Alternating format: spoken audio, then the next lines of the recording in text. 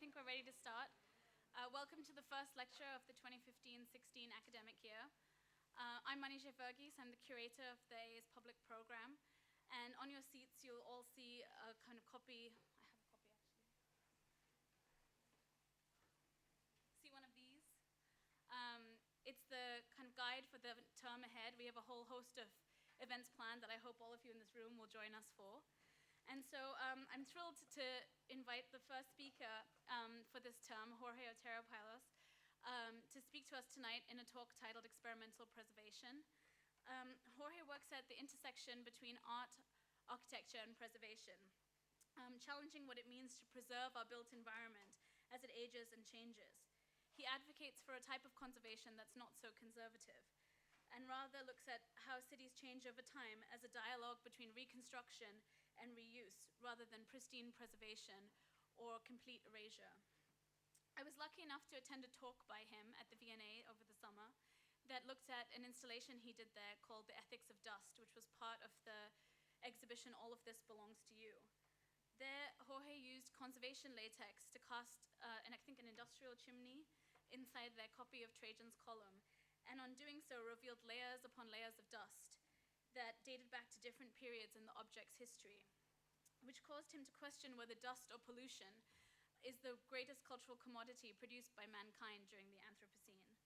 And therefore, it makes us question what place this commodity of pollution has within our cultural institutions. Jorge probably needs no introduction, having been exhibited at major museums, festivals, galleries, and foundations, in particular Manifesta 7 and the 53rd Venice Art Biennale. In 2009, he was listed as one of the 10 young Spanish artists to watch in Architectural Digest, and featured that same year in the BBC TV's documentary Ugly Beauty, alongside Damien Hirst, Anish Kapoor, Carl Andre, and Yoko Ono. He has received awards from major art and architecture and preservation organizations, including the Kress Foundation and the Canadian Centre for Architecture, and in 2012, the UNESCO Eminent Professional Award. He studied architecture at Cornell University and holds a PhD from MIT. He is the Associate Professor of Historic Preservation at Columbia University in New York, and is also the founder and editor of the journal Future Anterior. Tonight, he's here with some of his students from Columbia, as well as his teaching partner, Mark Ratansky. And there will be a drinks reception following the lecture in the South Jury Room back there, so I hope all of you will join us for that, to continue the conversation a bit more informally following the lecture. So now, please join me in welcoming Jorge Otero-Pailos.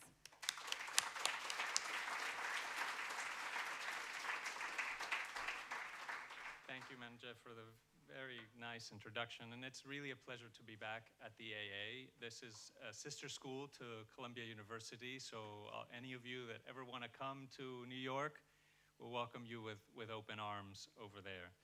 I want to start my lecture by sort of addressing the title, experimental preservation. So, preservation is a field that is based on dogmatic charters. It is a very established institutional field.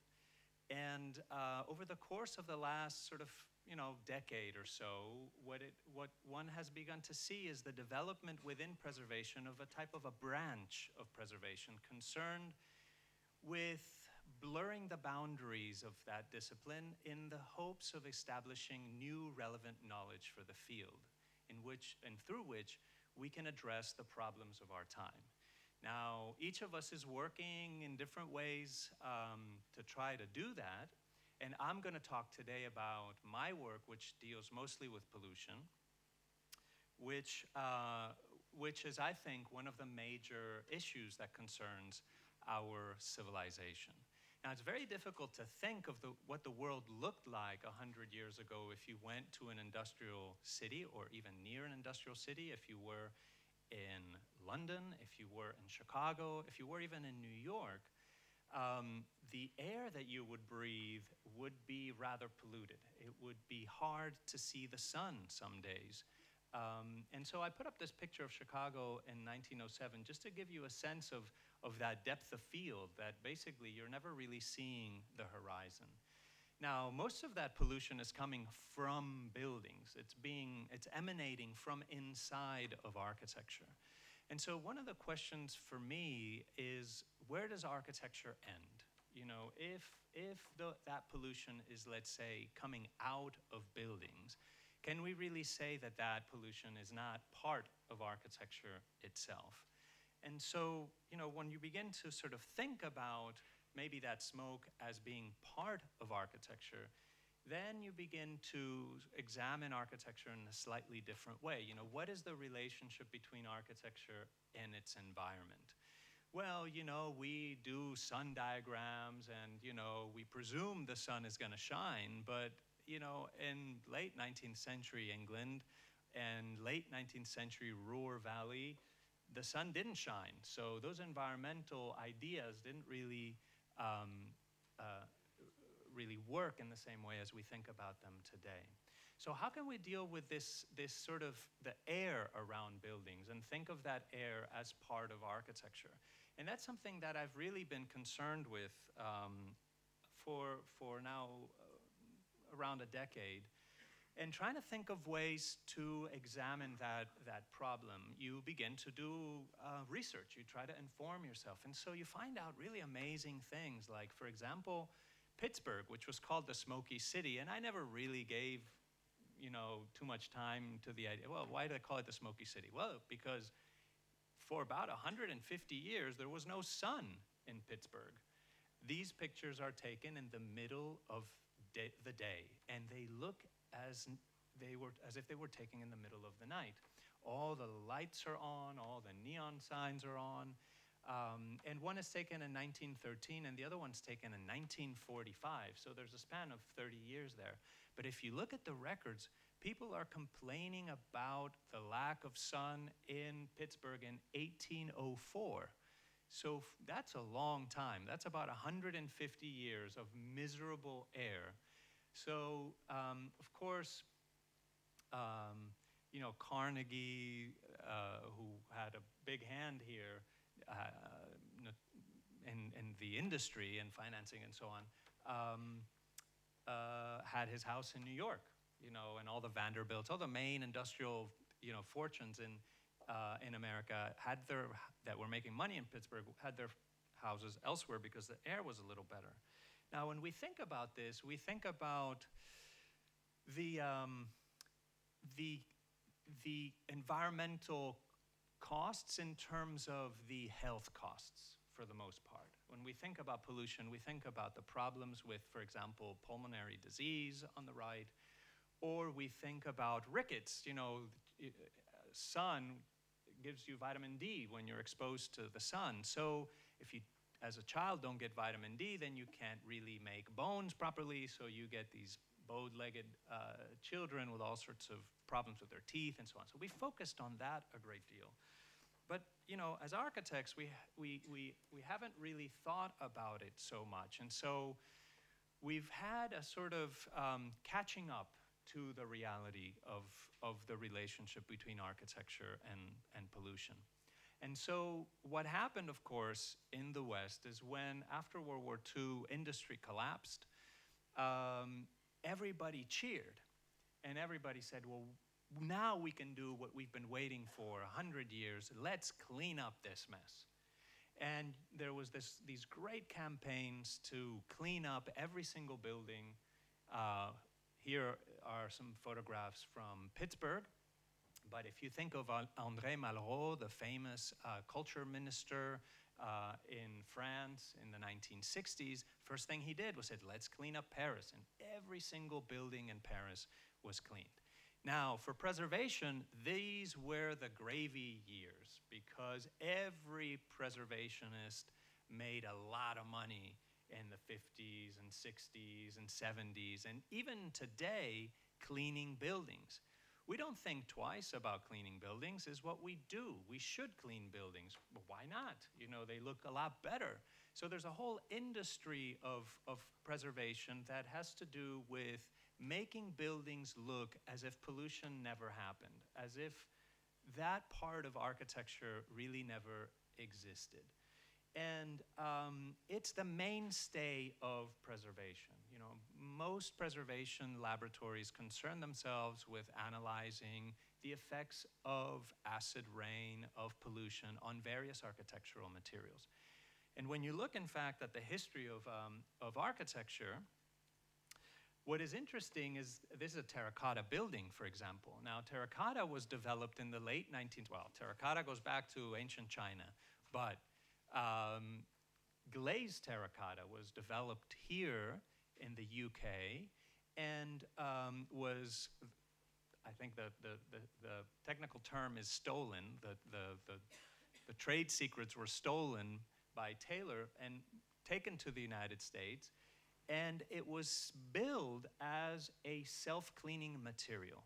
So architectural terracotta, which is one of the first sort of industrial modern materials, was a way of trying to fight off the very dust that was coming from inside the buildings or from the factories next door, which were also buildings, by the way.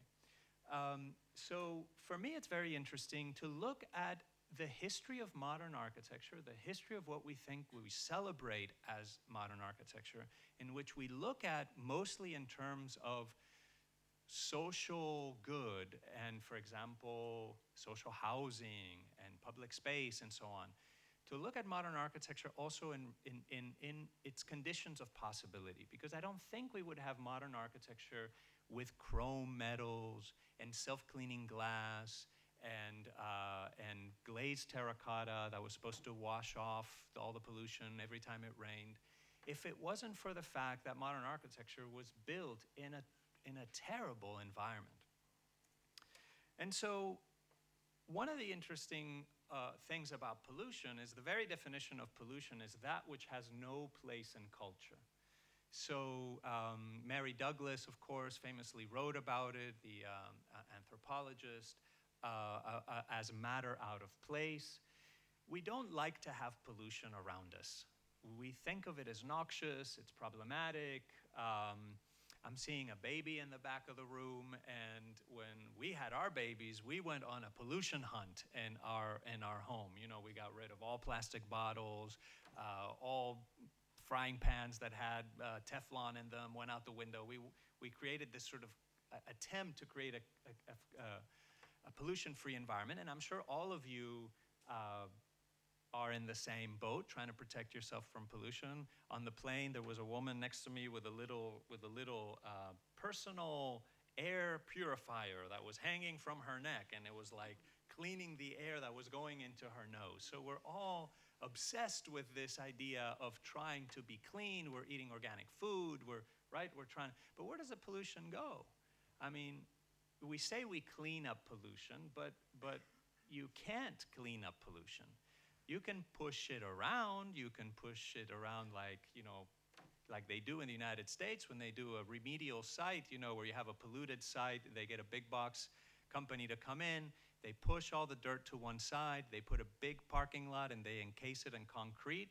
And so now only the cars are on top of the pollution, and then they build the big box retail next door to it. So that's the cleanup job. It's really just moving it around slightly out of our realm. So I think we can develop maybe in the future the technology to zap pollution out of place. Possibly, and preservationists are working on that. But it seems to me that over the course of human history, technologies don't get adopted unless there is a cultural desire to adopt them. And so culture, for me, comes as part of the technological equation. So we need to think culturally. And I think this is where architects and artists, curators, everybody that's a cultural producer can have a big role in this process. And so I was very curious about this particular chimney at the V&A, which Manijeh mentioned, which is the only industrial chimney, to my knowledge, which is built inside of a museum. And it was built not as a chimney, of course, but it was built as a way to attach the copies that were done in 1861 of Trajan's Column in Rome. This is a 2,000-year-old monument, and they made this cast in 1861 because Napoleon III already began to say that these monuments are not going to last very long because of pollution. We are losing these monuments. George Perkins Marsh was an American diplomat. He lived in Venice. He was the first to start talking about climate change. He wrote a book about climate change in the 1860s. So they started trying to make copies of famous monuments to preserve culture in the face of what they saw as an apocalypse of the environment, in which we're still living today. Now we call it the Anthropocene, and sort of, David Adjaye, your very own here in London, has designed a monument to mass extinction. So that is, a place where you can sort of witness the extinction, but I think we're all witnessing it.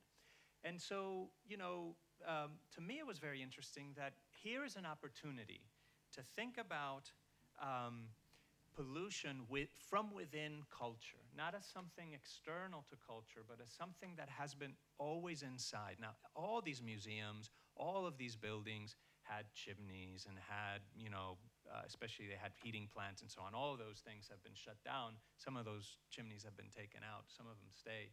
But the idea was basically, we found a way into the chimney, and was to reveal this chimney to the public, to say, here is this chimney that has been here. They built it 10 years after they did the cast in 1872. So how to do that? And so the thought that I had was to do a cast of the interior of that column, and to do it in conservation latex. And the conservation latex is a latex that is applied onto the surfaces of buildings. And as it has a sort of a cleaning agent inside of it, and as it absorbs the dust, it begins to dry, and then it becomes a sort of a skin. And so now this was a crazy project for many reasons. Here you have the final result. One of the reasons was because Rory Hyde, who's sitting in that image, and he's sitting over there in the back of the room, began to cross disciplinary borders. This is a sculpture, and he's in the architecture department. So how could the architecture department become involved in now the cleaning of sculpture in order to advance architectural thinking? Well, part of the project had to do, that's what experimental preservation in a way is concerned with, is to rethink disciplines from the point of view of the relevant knowledge that we need in order to address our common problems. And so here is the final cast. What you're looking at is the interior of the column that is right next door to the other column, to the original column, and inside of it is that brickwork for the chimney. And inside of it was, of course, all the dust and pollution that had settled inside that space for 140 years, because it had never been cleaned. It's too far out of reach. And so here you have the installation shot, beautiful cast quartz. And so this was in a way also a cast. So it belonged in the cast quartz in that way, because these are all casts of the major monuments of Europe.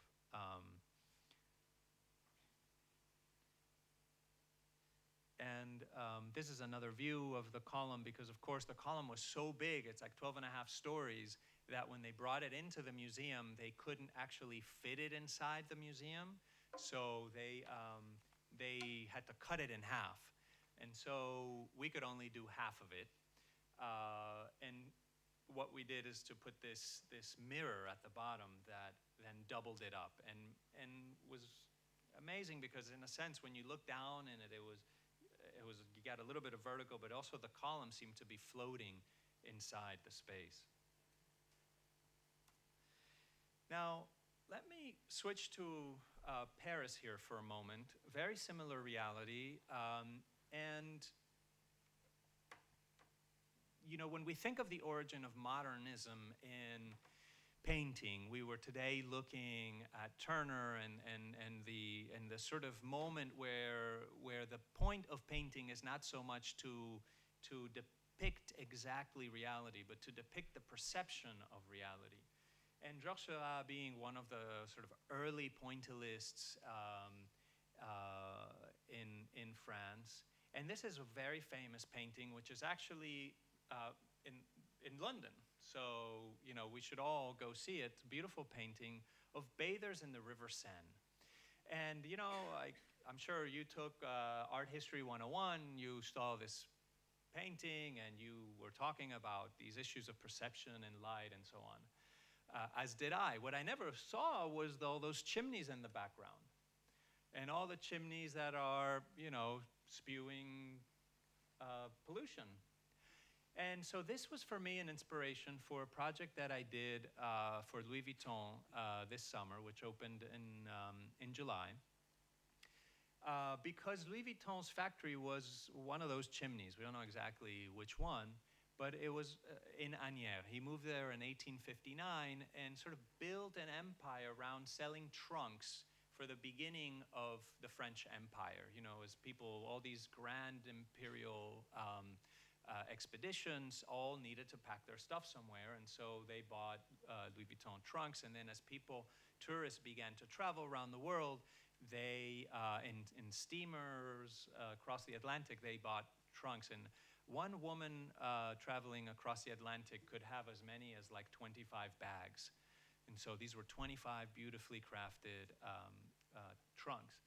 So they've now made a museum out of their factory, which is still in operation. It's an amazing place to be. And here you have the museum is right to the right, but as you continue these white arches, if you continue sort of behind you, it's still a functioning workshop. They're still making trunks and bags and what have you there, one-off commissions and collaborations with artists. So this is the know-how of Louis Vuitton is in this place. And to the left you have a sort of, you know, nondescript 1880s building, which is a sort of remake of the 1859 building. It's sort of an extension. This part over here is an extension, which Louis Vuitton built for himself. So he lived in this house right by the workshop, and the windows on the bottom are his office. So he would sit there and he'd look at every single bag that would come out of the workshop, and he would say yay or nay, you know, it's quality control. So what we did for this project is that we cast the entire facade of Louis Vuitton's house into 7 pieces that are now the entrance to the new Louis Vuitton museum, which is right there. And if you notice these white doors that are open on the left-hand side, that was an extension for like tools and garbage and so on that was built in the 90s. And so that area behind there preserves some original pollution from the 1880s and 1870s. And so for me, that was a real discovery, because all of a sudden, Seurat's work is trying to represent pollution, but here, I wanted to work directly with the thing itself, with the material itself, and see if we can't make a place, literally, for the pollution within our culture, with even mass culture. So this is an image of the cast at the entrance of the museum. This is when you come in.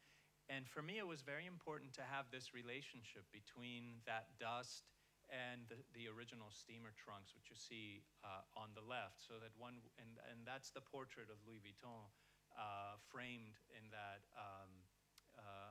window, if you can see right there. It's actually set diametrically opposed from his office. So if you look at that, you know, and are looking at it, he would have actually been sitting right behind you. So this is all very close to, you know, it's the place itself. But now the setting has completely changed.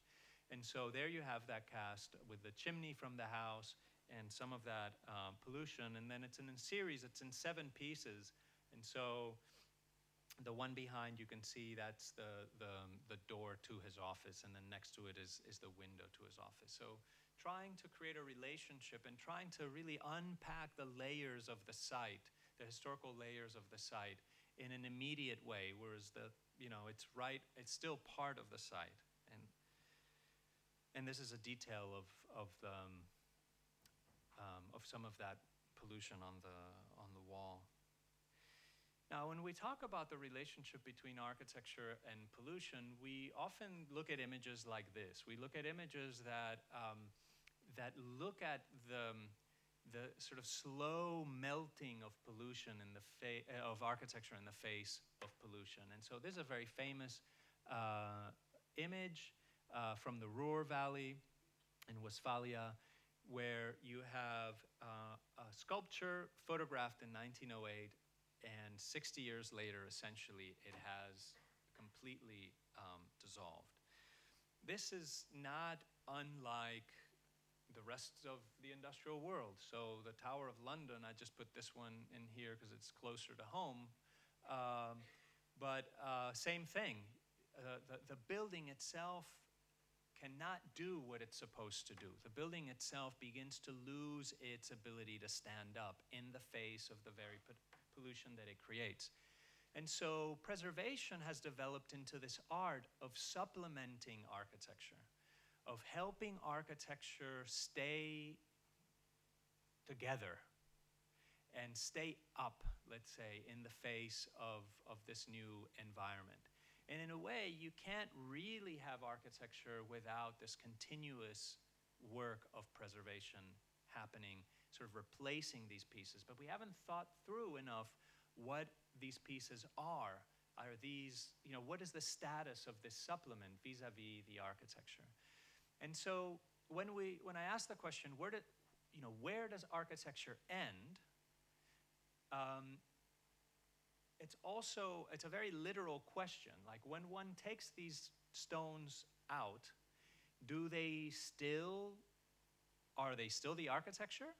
Or when so let's say we take one of those and I give it to you and you take another one. Now we have all these materials sort of disaggregated. Is it still architecture? Is it still the building? Think about, for example, very near here, the British Museum, the Elgin marbles. Is that the Parthenon? Or is it no longer the Parthenon because it's been removed from the Parthenon? Now, that was a work of preservation by Lord Elgin. He thought that they'd be better off here than they would be in Athens. Museums are places where one preserves buildings, right? So where does the Parthenon end today? Part of it is in the Acropolis. Part of it is a little bit further down from the Acropolis in the New Acropolis Museum. Part of it is here. And all those are works of preservation. So preservation, on the one hand, tries to preserve the work of architecture as something that stands up, and simultaneously begins to disaggregate the work of architecture as a stable, let's say, unified form. And so then the question we have to ask ourselves is, what sort of integrity does architecture have in this new reality that pollution gives us? If it's not a formal integrity, if preservation begins to unpack the formal, which is the way we have been writing the history of architecture, right? It's a history of styles, and styles are about aesthetic unity. So if we begin to write the history of architecture from the point of view of pollution, that doesn't work so well. And so how do we begin to think of architecture now in this new reality? Now, for a very long time, architects and artists have been at this. We just haven't really paid attention. So here's an artist, Sir Richmond, who was the founder of the Coal Smoke Abatement Society here in England in 1898. And you see him, as both a painter and a knight fighting King Coal. And John Ruskin, who's a major influence for me, was also pondering this question of pollution, but from a very different point. I mean, he saw that in his lifetime, in the middle of the 19th century, buildings were getting darker a lot faster than they were before. Before, a cathedral would take maybe 300 years, 200 years to become dark. There's always been dust in the atmosphere. There's no such a thing as totally clean air. But he started seeing that this was not the sort of the same temporality. So he got very interested in smoke, he got interested in clouds, and he got interested in thinking about the environment in a new way. And so he wrote a famous book called Storm Clouds of the 19th Century that I recommend to all of you. But here you have one of his fetish buildings, the Doge's Palace in Venice. Of course, fetish because you can think of 19th century England, the creation of a naval empire. Venice, as a naval empire that lasted for 800 years, was a source of influence for England. And there was a battle, of course, between the Palladians and the Gothicists. So for Ruskin, the true architecture was Gothic because it was closer to nature. Because, of course, for the pre-Raphaelites, nature was the source of all beauty.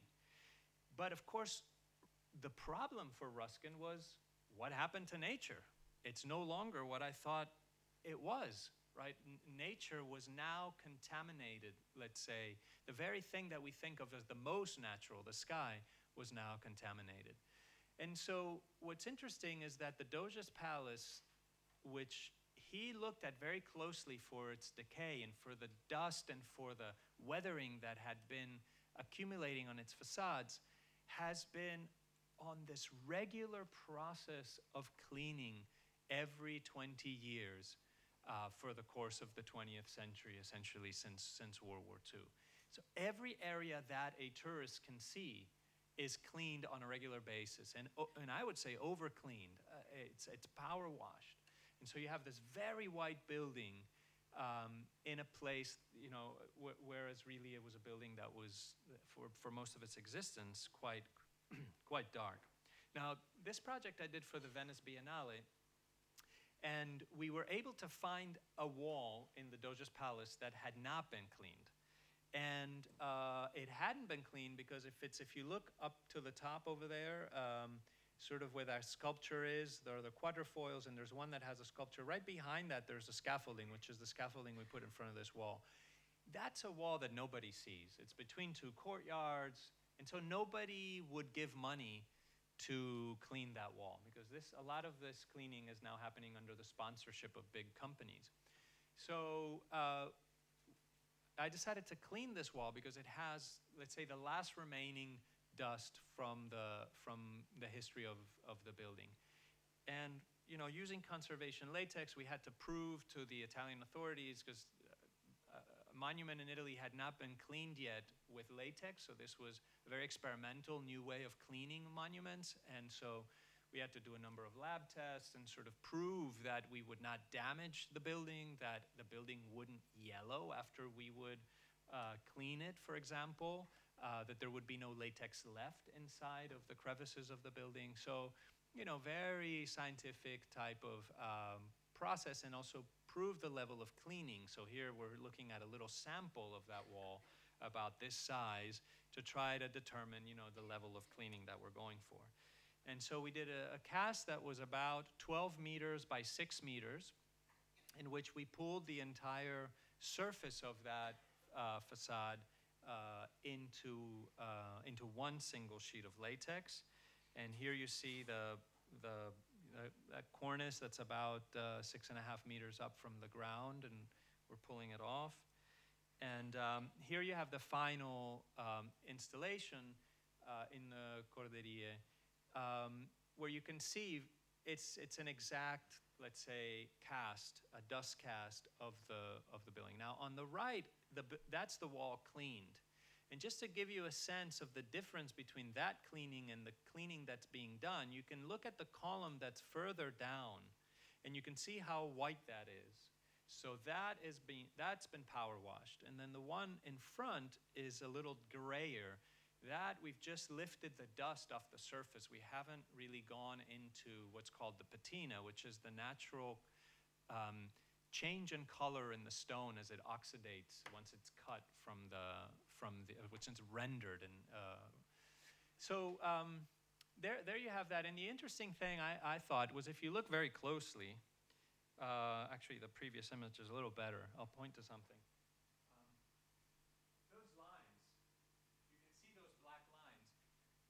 was very interesting because those black lines are actually oil painting. We said, what's oil painting doing here? Well, it turns out that as pieces of the building would fall off for various reasons, mortar or a stone would get damaged, when they would do a replacement, when they would say preserve it, restore it, they would paint over it with black oil paint in order to make it match the rest of the pollution. So they were very carefully trying to preserve this sort of look, you know, this polluted look. So here you have another view of it. It's almost like a one-to-one photograph. Like the pollution becomes a type of pixel almost of the building. And what is interesting to me is the transfer that happens, obviously at the physical level, but also at the conceptual level, where this material that is considered to be, for the most part, something that we need to rid ourselves of, all of a sudden becomes part of a cultural institution or event or conversation. And I think that's really an important part of preservation, because in the end, preservation has to do with cultural objects. We look at architecture as a cultural object. So the key is, what is culture? You know, that's the constant thing that preservationists are trying to negotiate, is to what degree is a work, the so-called work of architecture, also a cultural work? And so one of the things that we try to think through is, to what degree these works make culture? They're not necessarily just responding to culture. They're not, culture's not there and then we do something in response. To a degree, yes, of course, we're all born into something pre-existing that we could call culture. But at a more conceptual level, culture is actually something that initiates with our choice to cultivate something. And so what we choose for culture is what we think culture is. So museums, that's what curators do, right? They decide, they make choices.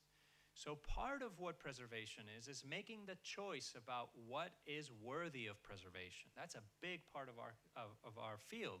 But we seldom stop to think about it, because we think, well, what is worthy of preservation? Work by great artists, great architects,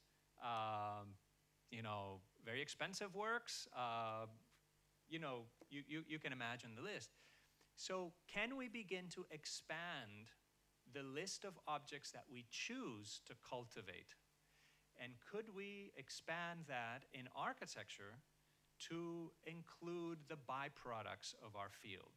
So there's a very different take than cradle to cradle and the sort of closed system,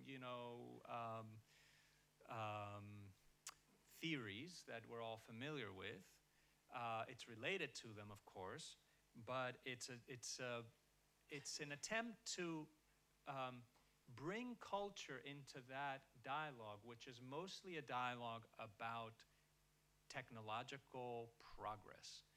And of course, we're caught in this thing where we think technology is going to fix the problems of technology. And I think that that's not going to happen. I think that we are not going to fix the problems of technology with technology. We're going to make more problems.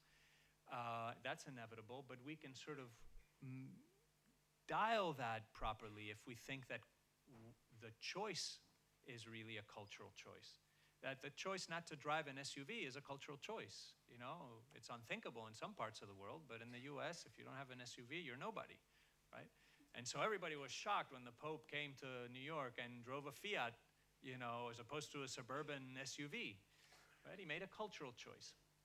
It's also interesting that all the religious leaders around the world are making a point to talk about ecological change, not as a technological problem, but as an ethical problem, as a cultural problem. So now, dust means different things to different people. And so it's very much a cultural, we relate to it in different ways culturally.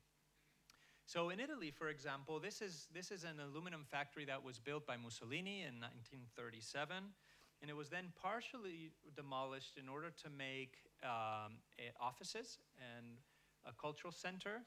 And so here, the whole thing had been cleaned. You can see the left wall is already cleaned and painted. The right wall is partly white already. And this was the site of the Manifesta Biennial of Contemporary Art. And my choice was to pick that last wall that had not been cleaned yet, and then to transfer all the dust from that wall onto a latex cast. And then you can see over there, if you look closely, you can see the factory clock has been sort of registered as a shadow inside of that cast. And so here's another view of the installation, which was set right in front of the original wall in which from where the dust came. One last view of it. And here's a detail of one of the casts. This was on 175 different pieces. It was a type of performance also during the biennial. We were doing it as people were coming in. Now, the last project I want to show you is a project that for me was a sort of learning process, because I tell you, I don't have an idea that I then want to express. I sort of start fiddling with stuff, and then I say, oh my God, now I realize what I did. That was interesting. So there's a sort of delay mechanism. And I'm sure all of you are familiar with this. The sort of process informs what you're doing. So you learn from every project. This was a project I did in Spain. It was a fantastic project because as it happened, it was one of these museums in the southeast of Spain, in Murcia, which commissioned a piece. I went down, I made the work, and then when we were about a month ready to install, they wrote an email and said, well, we have now closed our operations due to the financial crisis, so there will be no exhibition. So that is also a sort of separate story. But what I found in the process of doing research about this location in Spain was that this place in Spain was a site of mining, of silver mining. And it dated back to the Phoenicians and the Carthaginians. And the reason why the Romans took over Spain and invaded Spain is to get those mines, because in order to have an empire, they needed silver as currency, because the more people you have, the more money you need in circulation. So the Romans attacked Spain, got the mines, and so now I found myself in Roman times talking about mining, when I thought that pollution and the problems of the environment were modern problems, were the things that made us modern and contemporary. And I'd been thinking about modern architecture and chrome and terracotta and so on. But it turns out that the Romans, who only had 70 million people at the height of their empire when they were here, and went all the way up to Hadrian's Wall, that was 70 million people. That's like nothing. That's the size of France today, or a couple big Chinese cities. That's 70 million people. And it turns out that the Romans, from this mine, polluted the world's atmosphere. They made so much smoke, sort of clear burning the entire Iberian Peninsula in order to smelt the silver ore, that they polluted the world's atmosphere. And you can, if you drill a hole in Greenland, you drill enough, these core samples that they did in the 90s, they found pollution from this one mine in Spain, and they can match it because the isotopes of lead, which is a byproduct of mining silver, are very stable, and they can be traced to each one of these mines. Now, of course, I went to Google Earth immediately and said, wow, how far is that mine? And okay, I sort of ballparked it at 4,600 kilometers. That's a long plume of smoke. But of course, when you think about it, that smoke has to go all the way down to South America and back up and over North America in order to get to Greenland. In other words, the smoke doesn't blow directly from Spain up to Greenland. So that's an even longer, and I couldn't figure out how to do the multiple paths on Google Earth, so I will never know how long that path is. But so I went down to these Roman mines and to the baths that were used to drop the ore, and then it was mixed with all sorts of arsenic and different materials that would float to the top.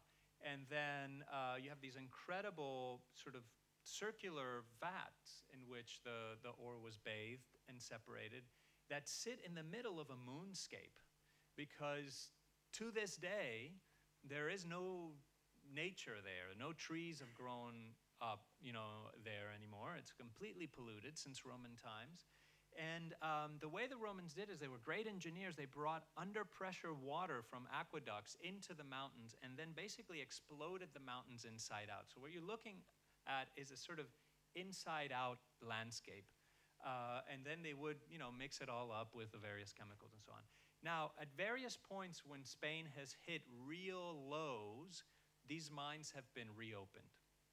They were closed down when Spain conquered Peru and Mexico and opened those huge silver mines over there.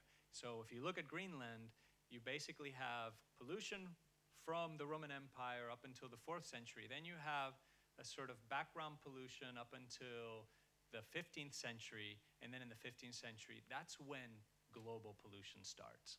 And that, to me, sort of blew my mind, to think that that's, it's really that process, the first colonization that really began world pollution. So this was a project in which, I did some strips of that mine. Some of them came out green, some of them came out purple, a lot of different colors because of the different chemicals in that dust. And then these were actually exhibited in Australia in the end, because Australia is a big mining country.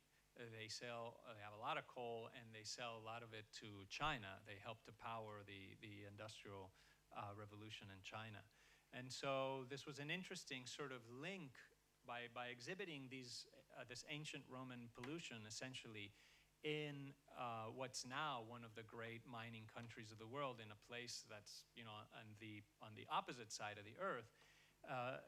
It sort of, for me, helped me think a little bit more globally, let's say, about this problem of architecture's relationship to pollution, and in a sense, where, again, this question of where does architecture end, and to say that once we have this pollution now in Australia, and Australia's pollution, let's say, is now in Spain, it's not very clear. Sort of location of architecture is not necessarily as critical, I would say. But I think that what we have to, if I had to offer an answer to the question, I would say that what links the pieces of architecture together that, let's say, as preservation, as we remove from buildings and then we put back together, which I call supplements, because supplement is something that helps you do what you can't do by yourself. I don't know how many of you are on vitamin supplements. How many of you take vitamins? Nobody takes vitamins in this room. Just 2 people. Unbelievable. Normally, a lot of people are on vitamins. A totally deregulated market. But that's sort of vitamins for buildings, right? Buildings should stand up, but they don't. So we have the sort of supplemental work of preservation. So I would say if we go back to the Parthenon and we think, the Parthenon's here, there, everywhere, what holds it together? It's not the aesthetic integrity of the Parthenon. It's not really the fact that it's a Doric building. I would say it's a concept. It's an idea. What holds buildings together, what holds architecture together, is an idea. And that idea is a cultural idea. If you look at the Parthenon, I would say that it is an idea about Western democracy. That's why we are so obsessed with the Parthenon, because in a sense it represents this notion of a Western culture, right? And that Western culture, embedded in that, is the sense of participatory democracy. Now, the Greeks had a very different idea than we have about participatory democracy, and different countries have different ideas, but essentially is this notion that, we can rule ourselves. So for me, this is what I would leave you with, is the notion that as you make architecture, perhaps, one of the ways to think about architecture is to think about architecture beyond sort of location, and to think about architecture as, and beyond form, and to begin to think about architecture as a cultural concept. So how are you entering into a cultural dialogue? What sort of ideas are you presenting? And how are those ideas entering into dialogue with an existing culture in order to move it forward? And I think that's the way that we contribute new knowledge to the field, or one of the ways that we can contribute new knowledge to the field. And in doing so, also begin to reconfigure the field itself and the kind of knowledge that we have considered up to this point relevant to architecture, the kind of courses that you're taught. You know, should Architecture History 101 be taught as a history of a series of styles? Should the technology course on building system materials be taught in the absence of a history of world pollution? These sorts of things I think are really important for us to think about at this historical juncture. So with that, I thank you for your attention, and I'm happy to take questions. Thank you.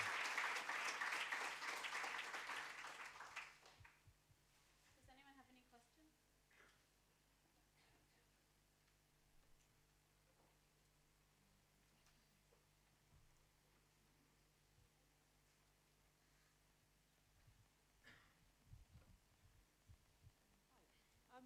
I was just wondering what happens to these pieces of work when they're finished being installed, like where their status is archival material from the point of view of artworks or other kind of conservation grades. I wonder, you know, seeing you're working so interdisciplinarily, how these works get classified once you finish making them. And I'd love to hear how each of these projects have then since been archived or become part of a historical record process from that perhaps the museums that commissioned them have gone on to. Yeah, that's a great question. I think that we sort of don't know yet what they will end up as, but they are contemporary art. And so I think the field of contemporary art is a really exciting, place of knowledge production today. It's a place where certain questions can be asked and kind of work can be done that cannot be done in other fields because of different pressures and sort of wheels that have been set in motion, a very long time ago. For example, in architecture, the problem of accreditation, of professionals, which makes all the sense in the world, of course, but also sets limits on the kind of work that architects can do, the sort of liabilities that they are exposed to. So, if you look at institutions today, you have the old departments, right? Architecture at Columbia University, by the way, started in the mining school because they figured, architecture is just putting a bunch of stones on top of each other. And then over time, they said, well, maybe that's not quite where it should go. Let's move it over to itself. Let's put it on, and they made their own school. But I think we're at this sort of process, and right now you're seeing universities try to cope with this by creating institutes and centers where they bring together experts from different fields. And interestingly enough, there's always an artist, inside these think tanks, trying to think about the future of disciplines. So what I think is important about their status as contemporary art is that I do think aesthetics is very important. I do think that it's not irrelevant what these things look like, even though I wouldn't classify them as intentional works of art in the same way that, let's say, a painting is an intentional work of art. The criteria by which one would judge them as contemporary art is a little bit different. I would say they're unintentional works of art. And let me go back to what I mentioned earlier, which was this idea of choice. I think that Duchamp knew this very well. I mean, the choice that you make is the origin of culture. And so It's very easy to make a personal choice. It's very difficult to make a collective choice. That's where we're not quite. Now we're talking about social media and data, big data analytics as a way to try to understand how we make collective choices, right? Now, that's being done for all the wrong purposes, it seems to me, as a way to just monetize that. But that is, you make something and you make a choice. Now, what happens is this is also chosen as contemporary art. And it's a process, is a reception. And you know all too well that the work is made and remade in its reception. So I think the ambiguity of the work is also part and parcel of its openness to different forms of thinking about it. And so I treasure that. I think it's important that they be that they be understood as works of art. Any Yes, other sir. questions? Thank you very much. I want to take you back to your fascinating moment about the Doge's palace and finding the uncleaned wall. Yeah. It rings a lot of bells with me. I can think of a house, Broadsworth Hall in Yorkshire, owned by the English Heritage, which has exactly the same phenomenon, where gas central heating has caused changes in patina which have been faithfully reproduced over the years. I can think of medieval cottages where the soot from internal chimneys have preserved medieval herbs perfectly, which have been amazingly Fantastic. useful for the ecology, study the ecology of medieval England. And a church I can think of where the paint has been faithfully reproducing every 100 years the faded nature of the paint from the previous 100 years in order to be respectful to the original scheme, which of course it is not because it's faded for 100 years. And even, you could say, and this is stretching a point slightly, this is my question, if you look at, for example, the organochlorine pesticides found in the eggs of birds of prey in Greenland in the 1960s, can you make a case for this architectural link with the agrochemical plants that produce the organochlorine pesticides in America and Europe, Australia, Sure. unwittingly producing this, if you like, this natural signature of destruction thousands of miles away? Mm-hmm. Mm-hmm. I don't know about the bird stuff, but I think that I love the idea of unintended consequences, because I think life is a series of unintended consequences, and accidents, and we sit on a path and we think we are going in a certain direction, and because we are so dead set on it, we sort of miss all these opportunities along the way. I think education is a little bit like that. We're so focused on sort of obtaining a degree that, or fitting into a mold, that we miss a lot of opportunities along the way. So I think, for me, making those connections, being able to look at the bird in relationship to agro farming, industrial agro farming, is really, really important. I think very few fields think as expansively as, let's say, art and architecture. And so that's where I think we have that edge to be able to conceptualize this. So the question would be, for me, what is the concept that relates those two physical objects? And I'm very interested in the way that objects relate to one another and help us think through our relationship to them too. And so that would be the hard work to be done. I can't, of course, make it up right now, but I think that's where architects can do a great deal of work. And it's, that's where experimental preservation is also, I think, a very different way of thinking about architecture, because from the beginning, you're not concerned with the problem of form, so you're already taking that out of the equation. There is something existing that you have to respond to. Choose, not choose, figure out how valid it is, how important it is, how insignificant it is. So you begin by asking, what's the concept? And then, so for me, it's a conceptual practice very much. It's concerned with trying to create concepts, which is to create knowledge by looking at the world and engaging in the world physically a bit differently. So I'd love to go look at that, you know, bird stuff over there and see what could come of it. Thank you.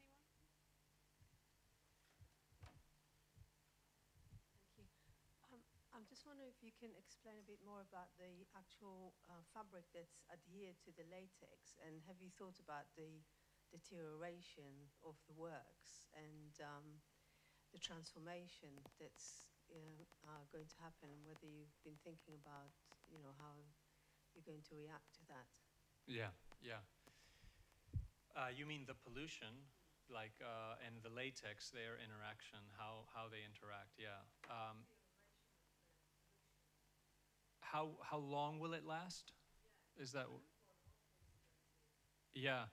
So it's adhered to the latex, so it should be okay. The latex it's going to decay over time, and it depends very much on how its environment, and like every other object, you know. So if it's exposed to the sun, in a very big fluctuations of hot and cold, it will deteriorate faster. It might last 50 years, it might last 40 years. If it's preserved in, let's say, museum environment, it might last 200 years. I'm not so worried about it because I am also interested in the way that these works can be supplemented in order to last. I don't think everybody wants to do bronze sculpture because they figure it's going to last. Well, it doesn't. You put it outside and it goes green.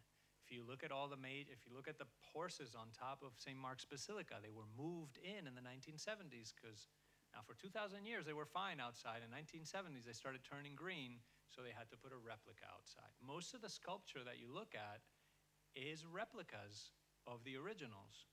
Most people don't know that, don't care to think about it, but the originals are inside somewhere. So art is born today with the idea of preservation built into it. You know, in a way, people think about the preservation before they make the art. And that's why people chose bronze or stone, because they were trying to think about durable materials that, you know. So the idea that preservation comes after culture, for me, is a misconception. Preservation begins, you know, the process of culture making. It's in the sets of choices and the sort of thinking about durability. Now, I think what we have to ask ourselves is, why are we thinking about durability? Well, most people in the art world think about durability in terms of value. You know, how long is it going to, can I sell it 20 years from now, to be crass? And so that's why they're worried about how long it's going to last. But in a way, if we think of art in a slightly different way and accept the fact that the people sitting in the conservation department are constantly remaking every object in the museum in order to make it last, that's part of the process, and it will happen with this one too. This one just seems a little bit more ephemeral than all the other ones, but from the point of view of our lifetime, these works are just as long-lasting as bronze, you know?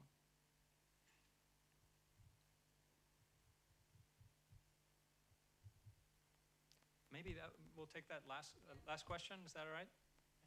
I was wondering, what sort of criteria do you think about when you're ascertaining the cultural worth of an object? And do you think that there's such a thing as like a worthless object, or are all objects equally sort of important to you? Do I think there's some worthless objects? What would make an object worthless to you? What would make an object worthless? Well, I guess if nobody chose it, it would be worthless. That would be the short answer. But I think what's interesting, let's say from the point of view of people, like what's your field? What are you training or trained as? I'm doing my diploma in architecture. In architecture. So let's say you're a cultural producer. I think what's interesting is that when everybody wants to make culturally significant objects. Everybody wants to make, if you're a cultural producer, people want to make architecture that is going to be sort of celebrated as contribution to culture, for the most part. Some mischievous minds out there might not want to do that. But in any case, they will be trapped in the wheels of culture making, whether they like it or not. So I think that I discuss this in my mind, as an echo. You can't have a conversation with culture because nobody is culture. Like, who's culture? Who is British culture in this room? Like, can anybody speak for British culture? Probably not, except that some of you probably do things that most British people do sometimes, maybe from time to time, right? And then somebody, when you're traveling abroad, will be like, well, that's so British of you. And then you'll be like, ooh, why do they say that? I wasn't trying to be British in any way. So, culture is what people do or how they act at particular times. It's sort of set of positions that we take up. And we don't take them up consciously. We can't talk to culture, you can't interview culture, but you get a sense of it by the response of communities to certain objects that are produced, whether they adopt them or not, and that's the adoption part for me. So you put out a work and then you wait, you speak into the void, and then you wait to see what happens. Is there an outcry? Does it go by unnoticed? Do people pick it up? And it's that response, that's the sort of, it's like radar. It's the closest thing we can have to understanding culture is a sense of sort of listening attentively, So that's what I would say is the process of understanding value. Is value for me is the moment in which we hear a conversation happening after we've put out a work. And that conversation is a conversation about the work, and for me that is a moment in which also it's both a hearing of culture, but also the beginning of culture, because the objects in a sense are the possibility for that conversation. So they make communities. The community, like architects do this all the time. Well, what does a community want? Well, the community doesn't want anything. The community doesn't exist until you put that building there and people start screaming and yelling, right? That's the community. It's a response to your building. So that's the same with preservation. It's too clean, not cleaned enough. It looks horrible. It looks, that's when things acquire value. Now, some things, there's been a conversation about them for a very long time, like the Parthenon. So when you go touch that thing, you're walking into a firestorm, that has to do with a conversation with people that are dead and people that are unborn. Those are conversations that I'm very interested in, which is culture as there's short culture, and then there's enduring culture, and it exists, So being able to engage with objects that project our experience of time beyond our own existence, to me is a thrilling thing, and that's why I went into preservation. Well, thank you very much for being here. And thank you, Manijay, for putting this together. It's great. Thank you so much to you, Jorge, for coming all this way, and also for giving us such a terrific lecture and lots of things to think about. I hope all of you will join us for a drink to continue the conversation.